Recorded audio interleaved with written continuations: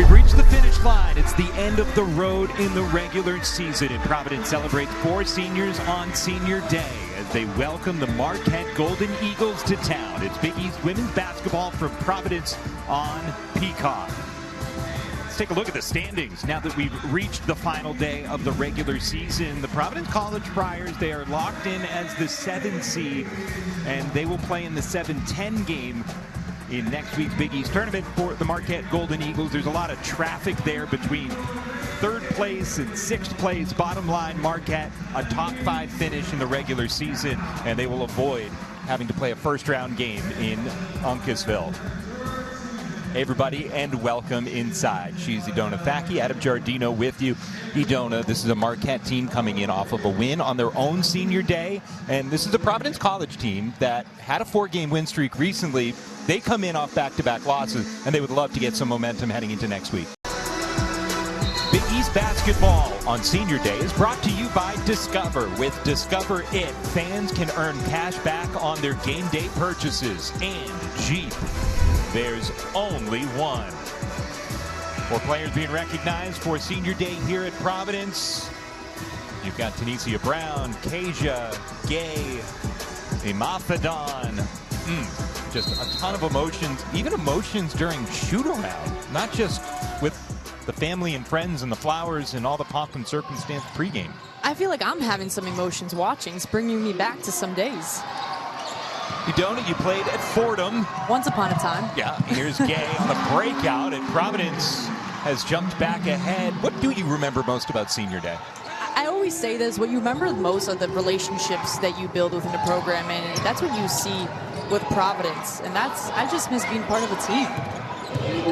And again, we touched on this, but it's so special that those players are not 4-year players with Providence, and it really speaks to how quickly culture can be built within a program, even in the era of the transfer portal. And that's something Erin Bath talked to us today. She said, look, shots are not falling, but the culture is there.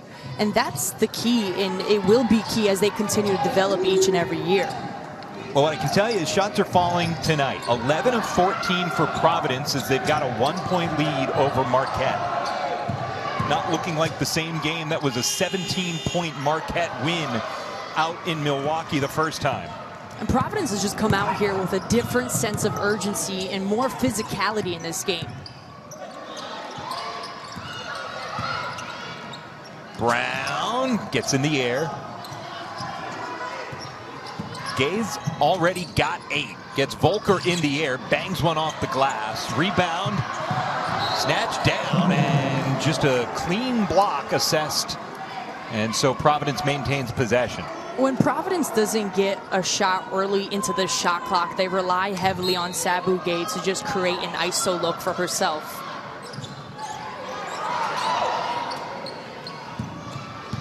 This is Tanisha Brown, 2 years at Merrimack, 2 years at Fairleigh Dickinson. She's the one setting the screen. Now Brown's got the ball in her hand, absorbs a bump and rolls it in. You can also see Marquette is forcing Tanisha Brown to drive because she killed them from that high post in the first game. Brown with 8, Gay with 8, Dunbar with 6. Both of her buckets have been 3s. Baseline J. That's knocked in by junior Sharia Smith.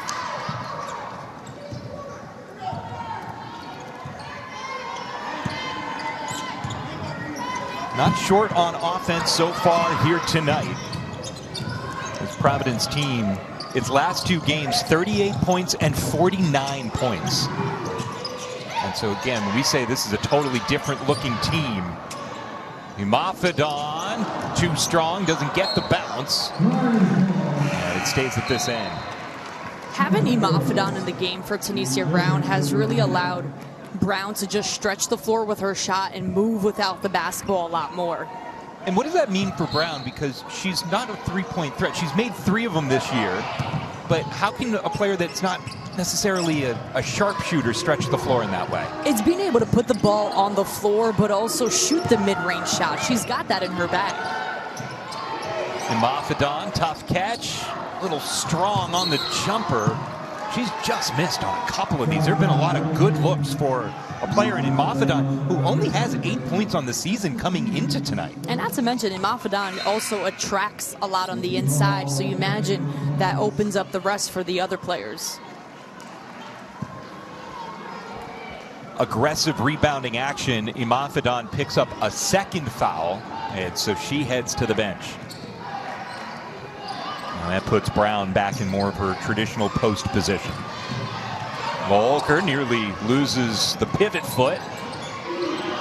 Here's Forbes going to work, and she traveled on the catch.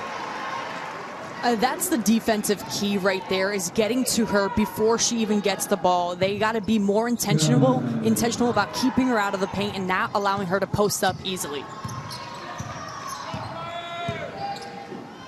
Forbes has knocked down one from the outside. Just 1 for 4 in the paint. So when she's gotten the ball in close, Providence has done enough to bother her. Now this is Brown giving up a couple of inches to Forbes, takes it right at her. Volker helps on the rebounding effort.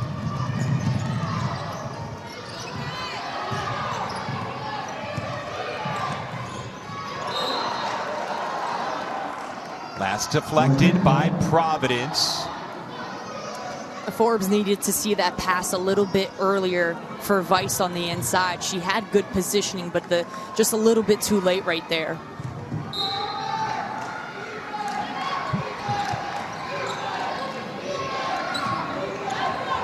Kennedy Perkins, she's somebody that had a slower start to the season in terms of just getting herself up to the right number of minutes as she's entered this program.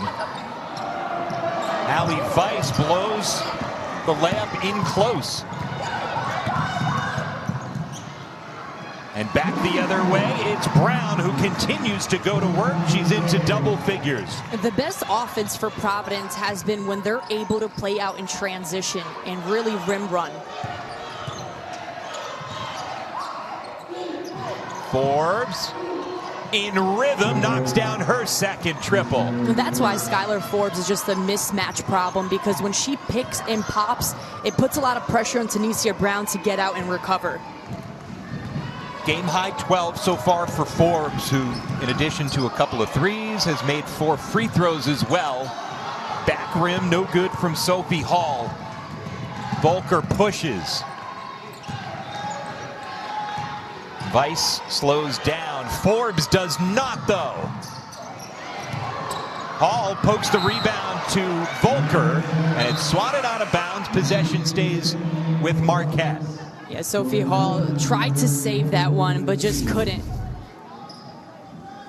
And you look at the shot here from Skylar Forbes and fighting for that loose ball, but Volker gets it, and then you got a swap from Sabu Gay. She can swat a three-point shot. She can block you in the paint. She's so athletic, and she's just everywhere on the floor. 8 points, 2 rebounds, 3 assists, and a couple of blocks so far for Gay. It's just in 15 minutes worth of action. Foul on the floor, and it is the first on Gay. And we talked a lot about that first matchup where Sabu Gay had 3 personal fouls early on. That's what helped Marquette. So Gay really has to be careful. Yeah, so 15 minutes of game action. She's played 15 minutes so far, so it is just a totally different equation right now for Providence versus the first time. That is a big-time step back from Volker.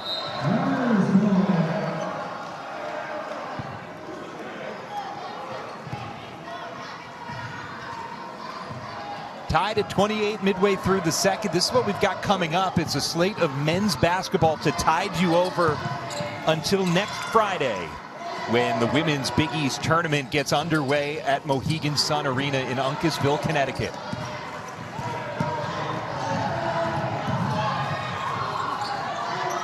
And then the following week, Madison Square Garden, as the men's Big East schedule wraps up. Marquette just got the defense to shift and rotate, get the ball from one side of the floor to the other for an open 3. Marquette 6 of 12 from beyond the arc, but just that quickly Providence responds.